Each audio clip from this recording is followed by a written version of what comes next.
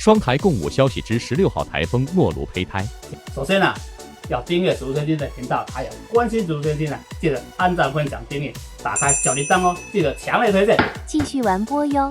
95达布留台湾气象局编号 TD19，菲律宾气象局将热带风暴18达布留命名为卡尔丁，预测6到12小时，平均时速11公里，向西移动。预测9月23日08时，中心位置在北纬17.9度，东经133.1度，台湾鹅銮鼻东方1500公里海面上，风力7到8级，风速75公里，热带风暴级别。预测12到24小时内有发展为轻度台风的趋势，中心气压1100帕，近中心最大风速每秒15公尺，瞬间最大阵风每秒23公尺，70%几率半径100公里。未来趋势卡尔丁。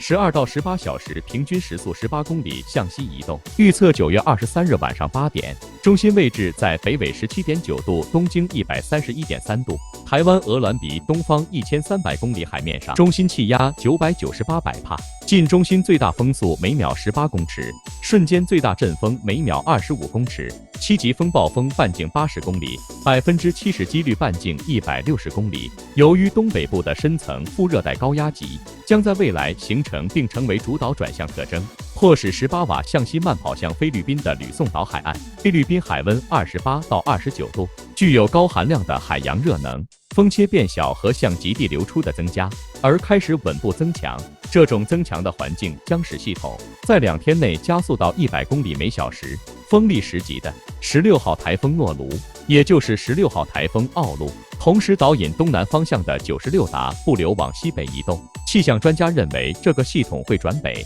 来到风网产生的区域。以上台风讯息是祝千新个人见解，如有变数，请以气象局为准，谢谢。记得关注再走哦。